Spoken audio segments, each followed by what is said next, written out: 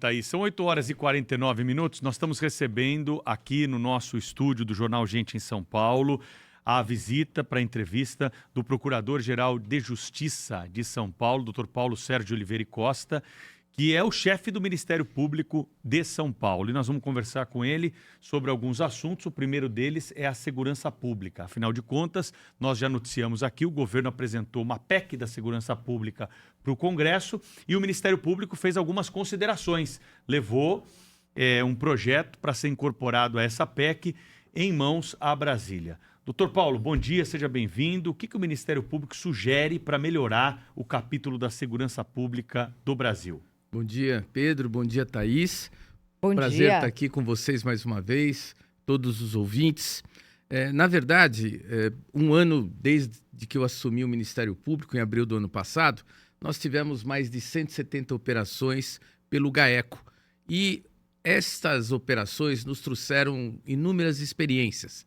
Veja que nós tivemos aí o crime organizado permeado na questão nos órgãos públicos, em empresas de ônibus, em fintechs, no centro de São Paulo, numa série de ações. E nós percebemos que o que faltava eram instrumentos mais eficazes para que nós pudéssemos atingir aquilo que mais dói no crime organizado, que é o aspecto financeiro. Por conta disso, aproveitando essa janela criada pelo Ministério da Justiça, não só em relação à PEC, mas principalmente numa outra proposta legislativa que está sendo enviada ao Congresso Nacional, que é aquela lei antimáfia, né, procurando trazer alguns elementos para cá, o Ministério Público criou um grupo de apoio ao combate às organizações criminosas e, após muito debate, apresentou ao governo uma legislação que visa buscar a extinção do domínio e da propriedade de bens e objetos ilícitos do crime, independentemente da condenação. É através da ação civil, de uma ação civil de perdimento de bens, né? Uma ação que, ao não depender da condenação criminal, torna muito mais rápido o confisco, vamos dizer assim, por parte do Estado de bens e objetos ilícitos usados pelo crime. Porque hoje o criminoso, deixa eu ver se eu entendi, doutor Paulo, hoje o criminoso ele consegue tirar proveito daqueles bens que ele amealhou pelo crime enquanto ele responde ao processo criminal, é isso? Exatamente. E num processo civil isso seria estancado mais rapidamente. Mais rapidamente. Eu vou citar um exemplo muito claro que eu acho que é mais fácil de compreensão de todos nós, né? Diz respeito ao caso do André do Rep. No caso do André do Rep, houve apreensão de um helicóptero. Ele foi utilizado pela Polícia Civil por um tempo, e em razão da anulação do processo no Superior Tribunal de Justiça, foi determinado a devolução daquele helicóptero para o André do Rep. Através dessa proposta legislativa, nós estamos separando esta situação do processo penal. Então, ainda que haja nulidade, o que se busca através da ação civil de perdimento de bens é justamente punir o ganho ilícito, punir a utilização de bens e objetos que sejam decorrentes da utilização criminosa. E com isso nós conseguimos agilidade e rapidez. Isto segue orientação de diversas legislações, Estados Unidos, Austrália, México, Reino Unido já usam isso e são situações que vão possibilitar um maior e mais eficaz combate às organizações criminosas. E o que parece que deveria ser óbvio, né? Porque se o sujeito tem ali o produto do crime, ele está sendo investigado, está sendo condenado, ele deveria justamente perder aquele objeto, mas a gente, pelo que está percebendo aqui, precisa ainda de mudanças legislativas para isso. Esse caso do André do Rep é chocante. Se eu fosse autoridade, juiz, sabe o que eu faria? Quer devolver o helicóptero, ele tem que vir buscar o helicóptero aqui. Exatamente. Mandar ele vir buscar o helicóptero. Você não quer o helicóptero de volta? Então vem buscar o helicóptero. Aí prende ele e devolve o helicóptero depois para alguém. Aí. E Pedro, além de helicóptero, né? Quantas Ferraris, Lamborghinis, quantos objetos que a gente vê. E isso é muito ruim à sociedade, né? Ver aquelas imagens nas operações, abrem as garagens, entram nas residências e apreendem esses veículos, tudo. E isso fica ainda na possibilidade de qualquer nulidade de processo ser devolvido ao criminoso. Com essa ação, isso não acontece.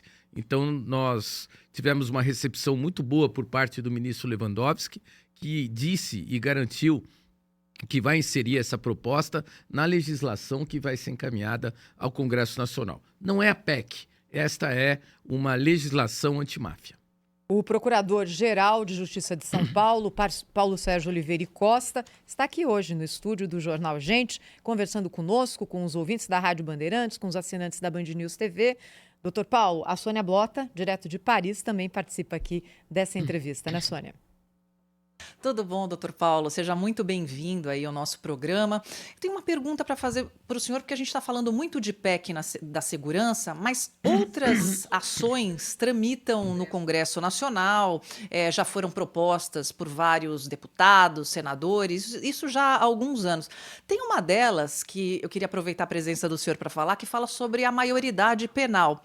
Por que outras ações na questão da segurança, elas não estão indo para frente? O que está faltando? É mais pressão da sociedade civil? É boa vontade dos três poderes? O que a gente pode dizer na avaliação do senhor? Olha, eu costumo dizer que o Brasil está vivendo um fenômeno no âmbito criminal que vários países do mundo já viveram. O primeiro ponto é que todos nós temos que ser muito claros à sociedade e dizer, né, poder público, imprensa, todos nós, dizer o seguinte: a situação do Brasil não está boa em termos de organizações criminosas e prática de crime, um país onde um celular vale mais do que a vida humana, né? Então, esses países que passaram por esse tipo de situação começaram a sair dela a partir do momento em que retiraram essa discussão do campo político, do campo ideológico. Não é possível se tratar a segurança pública salvo abaixo de palanque e acima de partido. Então, esse é um ponto que o Brasil deve seguir, já que é isso que a sociedade espera de todos nós. Essas propostas que existem no Congresso Nacional, elas visam dar uma resposta imediata a determinados fatos que acontecem. Menoridade penal é algo que vem sendo discutido no Brasil há muitos anos. É apenas um aspecto que deve ser discutido.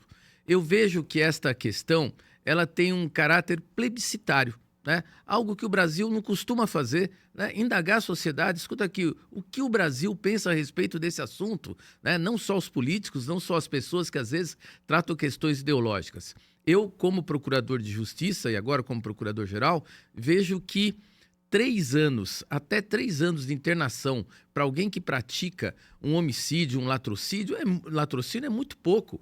Então, ou é preciso mexer na questão da maioridade penal, ou deve ser aumentado o tempo de internação para esta pessoa, né? Ainda que ultrapasse a idade de 21 anos, que seja levado a um outro tipo de estabelecimento, mas 3 anos não é algo que vá repreender esse fato que aconteceu. Eu só não entendo por que pode votar e não pode arcar com as consequências de um crime. Exatamente.